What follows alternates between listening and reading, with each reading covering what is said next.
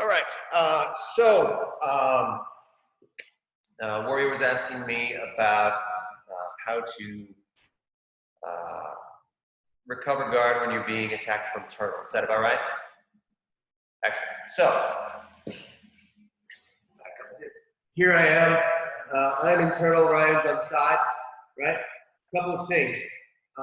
Number one, I want to face my attack. All right. So if I just kind of fall on my side, he's going to be able to come around and start attacking my back because I don't have anything up in between us. Does that make sense? So instead, while I'm here, I'm going to turn it. What I'm going to do, I'm going to take this foot, bring his head. Can you see that? Yeah, I got it. Okay. I'm going to frame his head. So now, I have two options.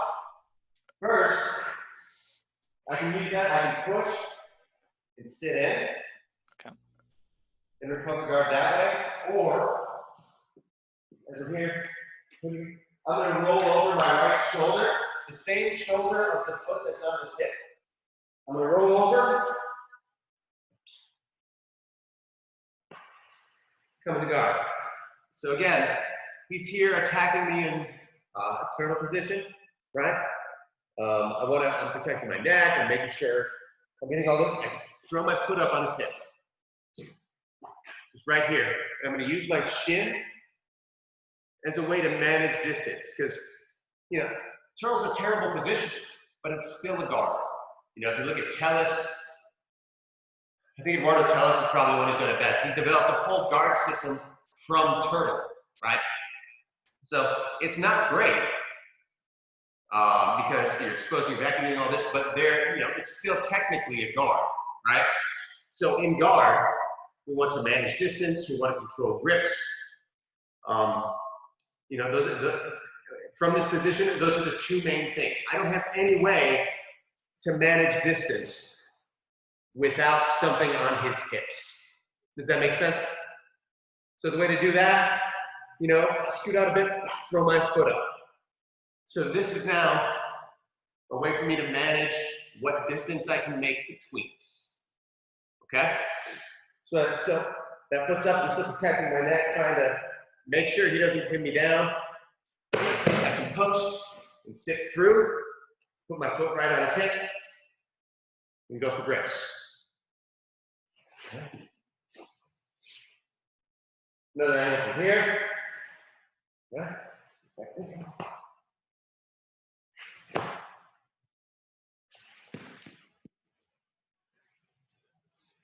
All right.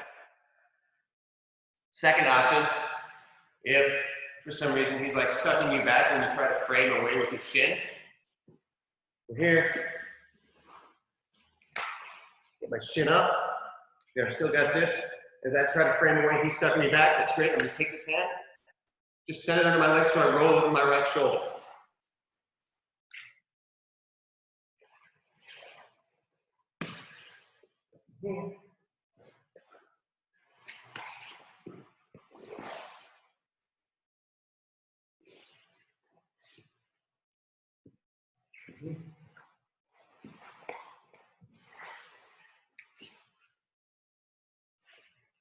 Does that make sense? Is that what's happening to you?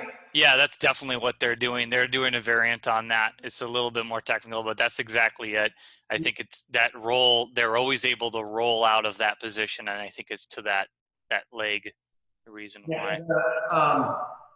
I found that having that connection while I'm rolling, it's a good way to stay anchored to my opponent, to make sure that I know where they are and where I'm going to come out. Right? Yeah. So even as I'm rolling over, he can try to catch that leg.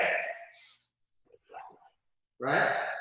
That's not the best, but I'm inverted at this point, right? I can start, I'm sure that that's what Long and Melly and Misfit are doing to you, right? Okay. Start that rolling, even if you catch that leg, they invert and they start going. Yep. Yeah, and you can press them down, but it doesn't matter. They still have that inverted, like, weird position, and they're able to play that. Yeah, and they're particularly good, like getting the right grips and then getting their feet where they want them, right? Yep. Yeah. So what they're doing, they're rolling, and then right away, like this grip, I don't want you to have that grip. I'm gonna break that grip. You know, if you pin it down, and I'll go from here, right? I've got a foot right on his chest. I'm working to get his grips, and I'm up on my shoulders, not flat on my back. Right? And that's all from that same roll. Mm-hmm. Here, oh, okay.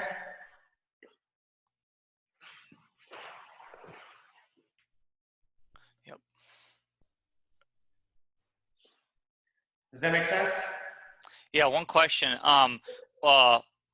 What prevents them from just throwing on a footlock from that position? If you kind of stick your foot out and it's kind of in their hip, when you roll, can't they just throw a footlock on that, or is there something that prevents them from doing that? Yeah, I mean, he doesn't have control of my leg when I'm rolling. Sure. That's number one, right? If you're attacking the foot, you have to control somehow the joint above it. Yep. Right? Mm-hmm. He doesn't have sufficient control of my leg at that point. You know, right here is not an angle for him to get a footlock. Okay. And if he abandons whatever control he's trying to get to try and plant both hands on my right? Yep. I'm rolling the wrong way. Makes sense. Yeah. Yeah. There's no real footlock available for him right here, unless he brings his legs up and goes through that standard falling back. And at that point, there's so much space there for him to cover. That's a low percentage jump for him. Does that make sense? Yeah, it does. Mm-hmm. This roll, the roll that they're doing to you, and the roll that, it's that guard recovery roll. That's not really a position where you're opening yourself up to an estima lock, right? It's not this guy, right? You're not there. You're rolling the other way. Okay? Coming out here.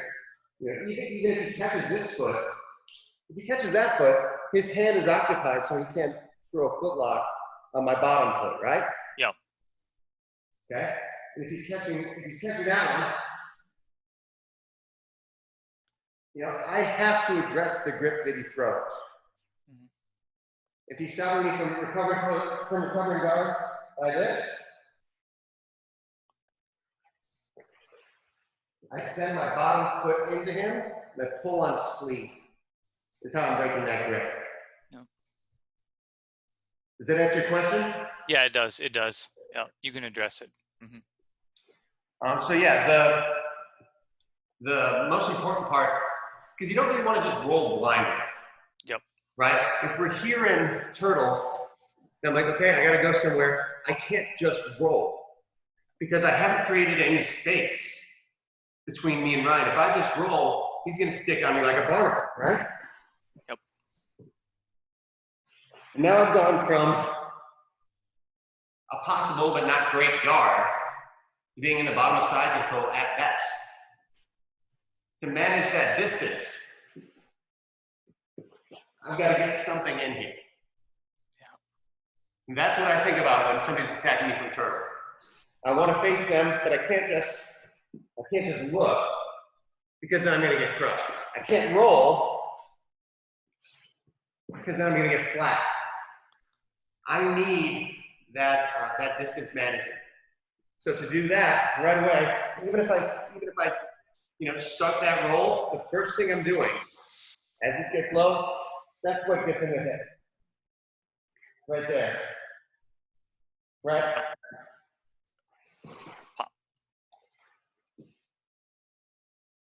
Does that make sense? Yeah, it does. Yeah. Anything else that's been, in the 2.5 months since you've trained? Yeah. I don't know if I remember at all, to be honest. Still here? All right. So the other thing that I'll show you is something that I think will help your game specifically. Okay. When you get into side control. in terms of opening up opportunities to attack. Okay? Here we are in side control. Let's go into angle. Perfect. So here we are. I've got my head control, but I don't want to just stay in side control. I want to actually attack. So what I'll do is I'll take this hand, put it right behind his shoulder, and I'm going to pull him up onto his side, right? Now as I'm doing that, the hand behind his head comes around his head, right? It's still behind his head, but because there was a cross face before, as I pull him up, I'm bringing his head toward me so that his posture, you know, the alignment of his spine is no longer aligned, okay? The knee that's at his hip, it's going to slide up toward his shoulder. So I pull, slide, step. Now I'm going to do a large back step as I take the hand that was behind his head and put it on the far side of his hip. Okay? I'll show you that one more time.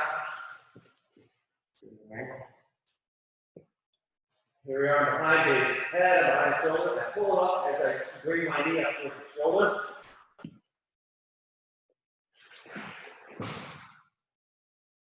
So from here, Ryan's going to have two choices, and he's not going to like either of them. One, he can flatten right back down, at which point, shoulder and hip, I can come right up to knee on belly. Or he can keep rolling away. I can come in, come to knee pillow, start feeding the collar, and attack the back.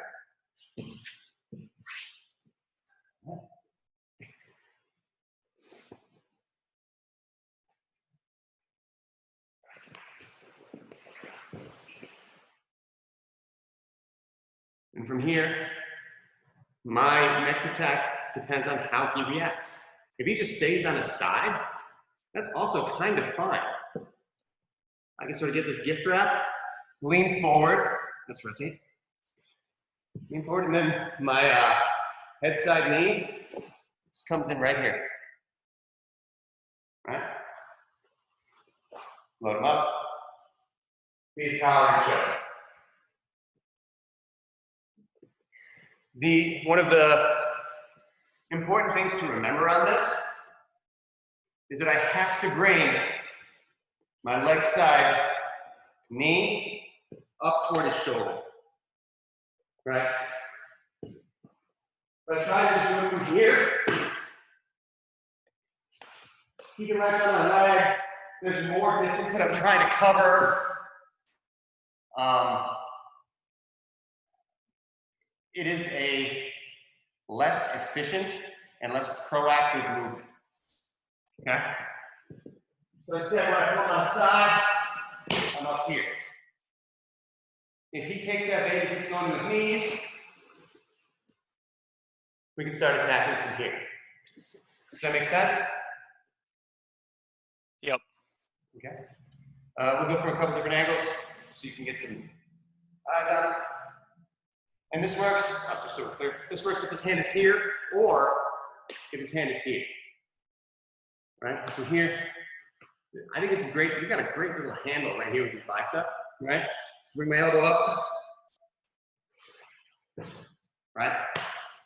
So, here we are.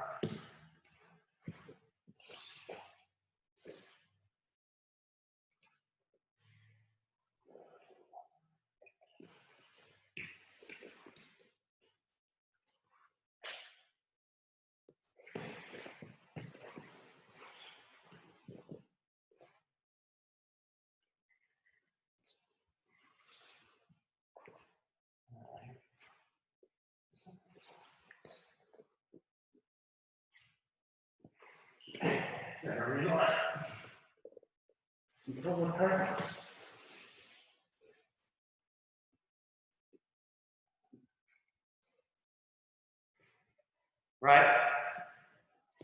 And the whole, the mentality behind this, you know, you're in a dominant position with side control already. This is a way to create a reaction that you can capitalize on. Does that make sense? That's really all I wanted to show today. Okay. I know it's kind of a return to basics. This is something that we learn late white belt, early blue belt at the latest, I think. But it's one of those, sort of pseudo-dynamic movements that you forget how much they open up opportunities, right? So if you, when next time you're in side control, you've got that head control, you've got that far underhook, even better. Pull them up on their side, spin to the back, and you have this whole sort of smorgasbord of opportunity. Mm-hmm. And is there other options other than the knee to belly or taking the back? Because I've seen Damien do a lot of like moves where he attacks the arm. I don't know if it's from that exact position, but he attacks the arm like from a side control position, and he attacks it when they're like when he's up. Yeah, you know what I'm talking about? He's talking about the variation where I had the frame is what he's going for. Yeah. If I have my hand over his shoulder, he can attack the armbar from that position. Yeah, that one. Mm-hmm. So yeah. Yeah, so instead of the frame. If he has his arm over, this is a spinning armbar heaven right here. Yep. Right? It's the same basic movement, right? I come from around his head, I put it behind, I pull him up on the side, right? I spin, then I can finish here, right?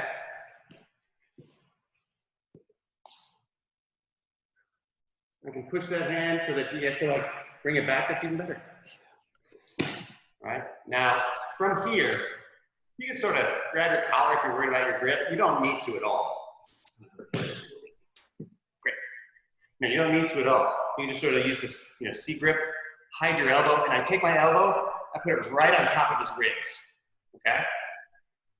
From here, you can come straddle his head and go straight for standing Kimura.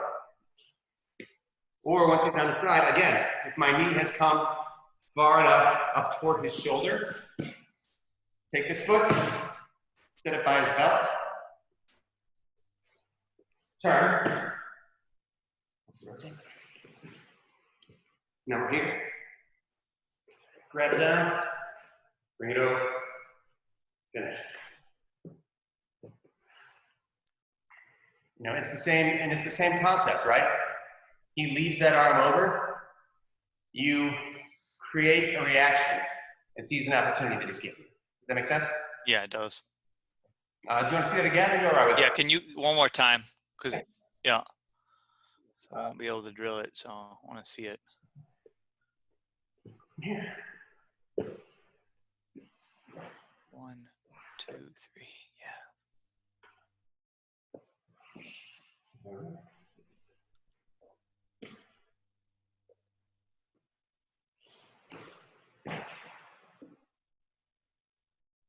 Let's just do what's a light focus.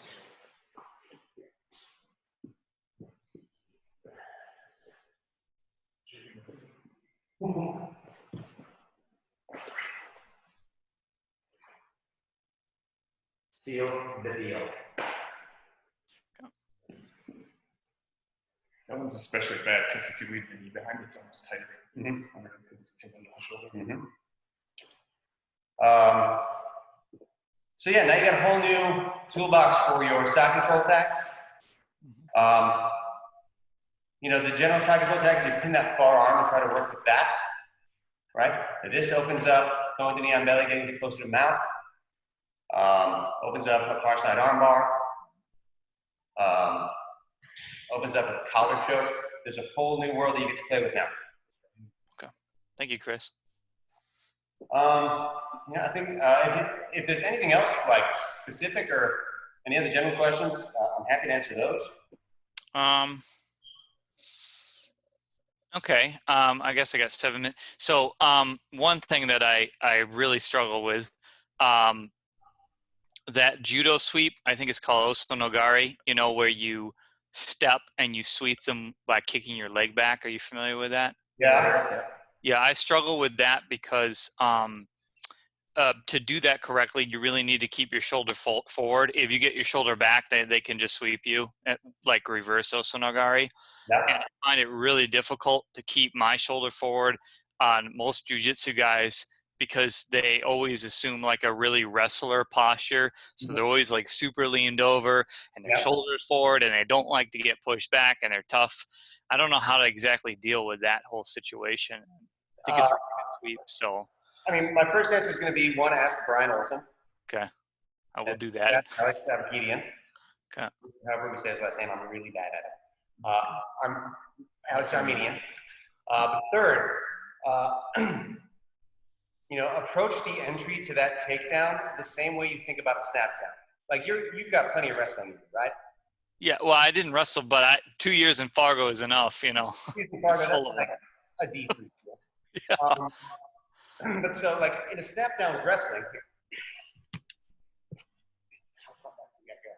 so in a snap There you down, go, yeah. we're here. I'm pulling him down, not necessarily to get him to the mat. I'm pulling him down so he stands up, right? Yeah. So now think about your judo entry the same way. I'm not out of nowhere coming here, right? Yeah. I'm not out of nowhere coming here. Instead, what I'm going to do is I'm going to push him and then come. Right? Think about that push-pull concept that we always talk about.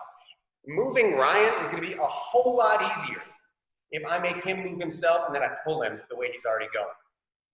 So if I push him away, his natural instinct is going to be to come back. Does that make sense? Yeah. So